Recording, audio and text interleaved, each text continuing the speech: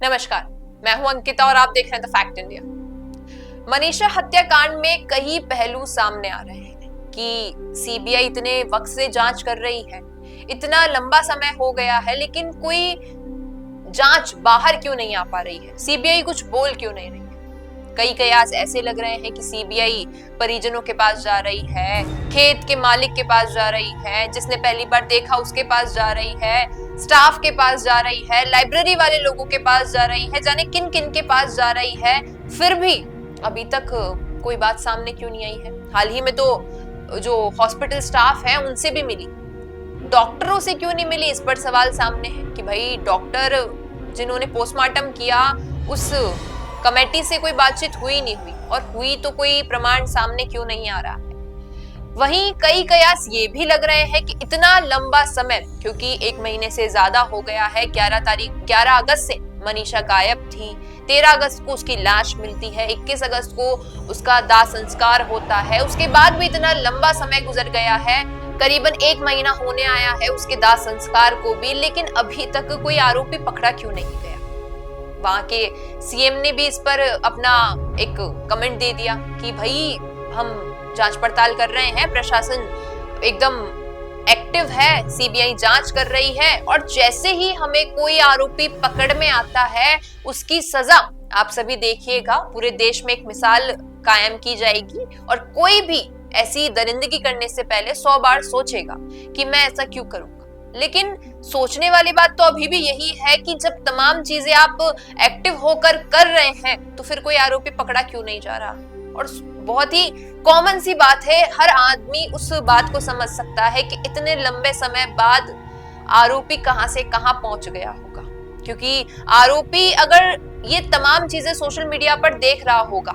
कि क्या कुछ हो रहा है, क्योंकि सारी चीजें सामने आती रहती है, सीबीआई के जो प्रूफ्स हैं वो सामने नहीं आ रहे हैं, लेकिन उसके अलावा जितने भी सिनेरियो, जितने भी कट्स, क्योंकि कई लोग कहते हैं उनके पिता और मामा ने उनको मारा है, कोई कहता है कि लव एंगल है, कोई कहता है स्टाफ ने मारा है कॉलेज के, कोई कहता है कि क्या बात है, क्या है, कुछ है, लेकिन जो असली आरोपी है उस तक अगर ये सारी इंफॉर्मेशन जा रही होगी तो वो अब अपने आप को बहुत प्रोटेक्टेड महसूस कर रहा होगा, क्योंकि वो सारी चीजों से सीख कर खुद को छुपाने की कोशिश कर रहा होगा, बच रहा होगा हर उस चीज से जिससे वो पकड़ा जा सकता है। क्योंकि अगर उस वक्त ही एक्टिव मोड में आ जाता प्रशासन, सरकार और पुलिस, तो शायद पकड़ना इतना मुश्किल नहीं रहता, लेकिन इतना लंबा समय हो गया है क्योंकि आरोपी को एक मौका मिल गया सारी चीजों को समझने का, एंगल्स देखने का, अपने सबूत मिटाने का, और जब ये सारी चीजें वो कर पा रहा होगा तो न जाने कितना दूर तक, किस पहुंच से वो चला गया होगा। अब पकड़ना उसे कितना आसान है, कितना मुश्किल, ये नहीं पता है, लेकिन अभी भी वही सारी तमाम चीजें सामने आती है कि कितने प्रूफ्स थे। शुरुआत से शुरू करें तो लोकेशन ट्रेस करना, सीसीटीवी फुटेजेस चेक करना, मनीषा कहां थी, किसके साथ थी, इस बात पे इन्वेस्टिगेट करना, उसकी लाश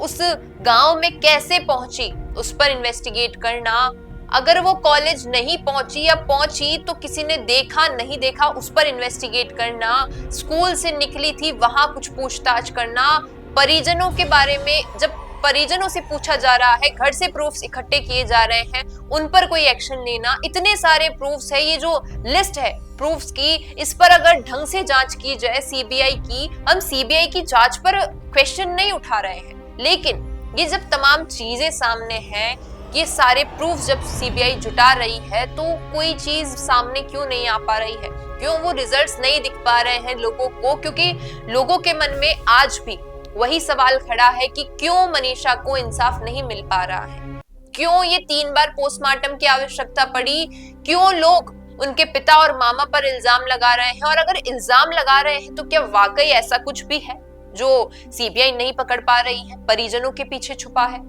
क्या कुछ है, आपको क्या लगता है कमेंट में बताना। और अगर ये वीडियो पसंद आया हो तो इसे लाइक करना, ज्यादा से ज्यादा शेयर करना, क्या पता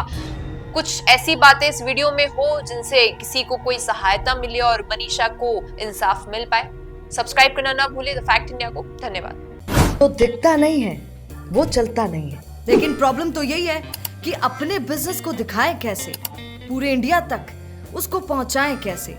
अगर आप भी ऐसा ही कुछ सोचते हैं तो समझिए आपकी समस्या दूर हो गई। जी हाँ, अब फैक्ट इंडिया न्यूज से आपके विज्ञापन, आपके पॉडकास्ट, आपके रियल एस्टेट प्रोजेक्ट्स, आपके बिजनेस को पूरे राजस्थान में पहुंचाने का एक बेहतरीन मौका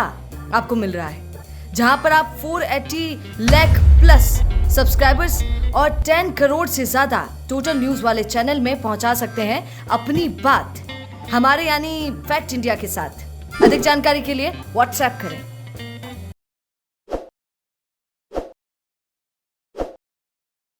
ताज़ा खबरों के लिए विजिट करें द फैक्ट इंडिया की वेबसाइट और डाउनलोड करें द फैक्ट इंडिया ऐप।